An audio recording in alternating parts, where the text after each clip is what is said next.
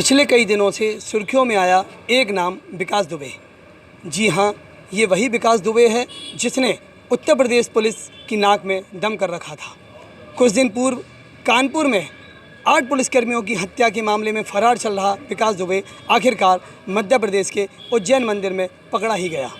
एक दुकानदार ने जब इसको पूजा करते हुए देखा तो तुरंत पुलिस को सूचना दी, जिसमें पुलिस ने तुरंत आकर इसको गिरफ्तार कर लिया। पिछले एक पखवाड़े में विकास दुबे का नाम उत्तर प्रदेश ही नहीं आसपास के राज्यों में चर्चा का विषय बन गया।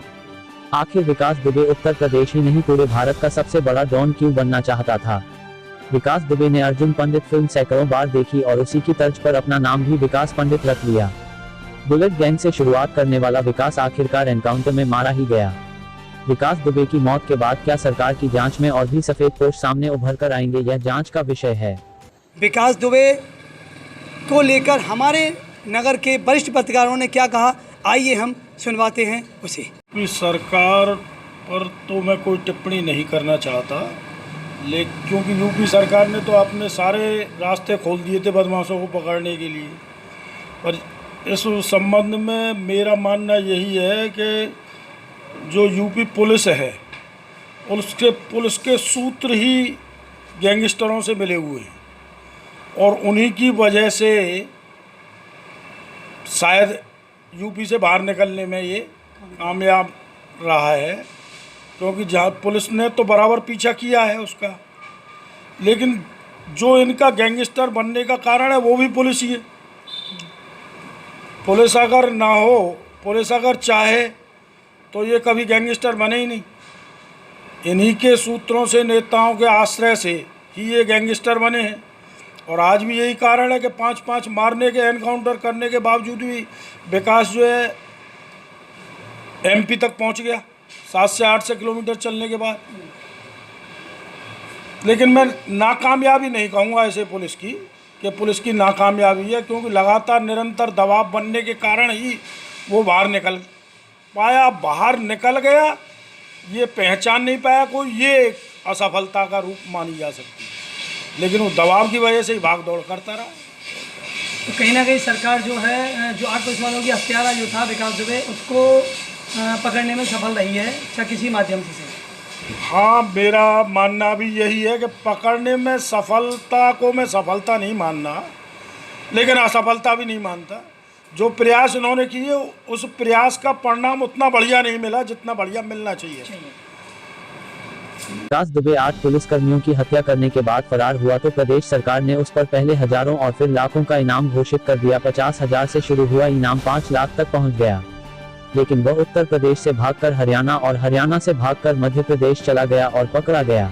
पहले तो मैं जो हमारे इस एनकाउंटर में 8 पुलिसकर्मी, जिसमें एक सीओ सर्किल के अधिकारी शामिल थे, उनका जो शहीद हुए हैं उनको मैं सबसे पहले श्रद्धांजलि देना चाहूँगा। पीड़ित परिवार को सांत्वना देना चाहूँगा और ईश्वर से प्रार्थना करूँगा कि इस दुख को सहने की उनको क्षमता दे। और जहाँ तक विकास दुबे के एनकाउंटर का सवाल है, उत्तर प्रदेश सरकार की पहले से ही मंशा थी कि यहाँ पर अपराधियों का निवास ना हो। जैसे ही माननीय मुख्यमंत्री महोदय ने कार्यभार संभाला तो उनका सबसे पहला बयान यही आया था कि जो भी अपराधी किस्म के लोग हैं वो उत्तर प्रदेश छोड़कर अन्य प्रदेशों में चले जाएं। मैं समझता हूँ विकास दुबे जैसा दुर्दांत अपराधी यदि कानपुर क्षेत्र में अपना परचम लहरा रहा था, अपना वर्चस्व कायम रख रहा था, तो उस स्थिति में कहीं ना कहीं सरकार की मंशा के अनुरूप वहाँ के पुलिस प्रशासन ने कार्य नहीं किया, तभी वो इतना बढ़ गया। वरना क्या मजाल थी, जो माननीय मुख्यमंत्री चाहते थे उनके स्वरूप में यदि पुलिस कार्य करती तो मैं समझता हूँ ये हालात नहीं होते।